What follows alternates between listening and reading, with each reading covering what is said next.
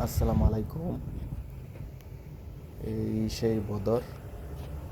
এইখানে আমাদের মুসলিমদের প্রথম যুদ্ধ হয়েছিল।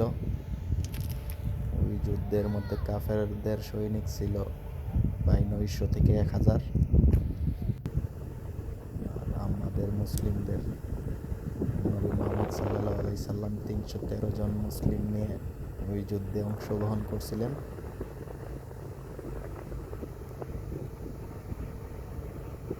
ওই যুদ্ধে আমরা মুসলিমদের জয় হয়েছিল। এটা মুসলিমদের প্রথম যুদ্ধ ছিল। এই সেই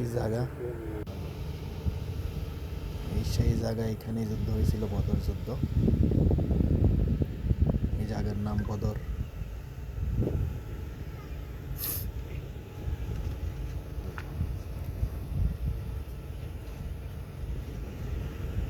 অনেক সাহাবীদের খবরও আছে এই জায়গার মধ্যে।